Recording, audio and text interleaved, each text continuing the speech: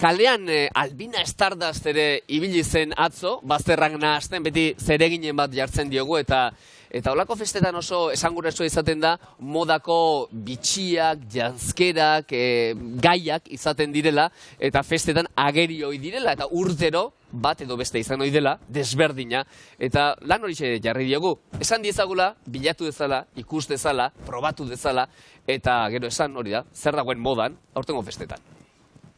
Itxi dira San Ferminak eta lehenengo eguna denez, ni etorri bar naiz, aurtengo tendentziak, aurtengo bitxikeriak aurkitzera eta hortarako leku egokira etorri naiz. Denetarikoa duzu hemen, aurten ze berrikuntzarekin etorri zarete. La vela sensorial. Men barruan baditugu San Fermin guztiak. Guztiak audio bidez, QR-a eskaneatu, zemen badugu San Fermin osoak. Tendentzia, bale, hau da, berrikuntza berriena. Drogak detektatzen dituen pultsera bat, ez? Osea, edariarekin bakarrik funtzionatzen du, beraz, edarian droga baldin badugu honek esango digu, eta esan diguzunez, 20 piko droga detektatzen ditu. Aurkitu dugu San Ferminetako poltsa perfektua, cariño, baina marabila unondik atera duzu, ¿dónde la has sacado? La ha comprado ella. Baina begira, hau! Hau beti izango da tendentzia, cariño, atemporala da. Gora Euskal Herria!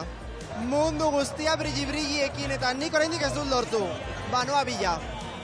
Riko dizut, hemen perla bat eta beste bat. Horrongi. Oso polita. Zer dago tendentzian, modan, zer da gehien saltzen dena? Baina hau da pixkat benidor, ez? A ber, oi ama! Ai, baina hau bai, askoz politago. Tendentzia berri asko ez dugu aurkitu, baina argi dago San Ferminak nortasuna daukala eta gauza batzuk mitikoak bihurtu direla.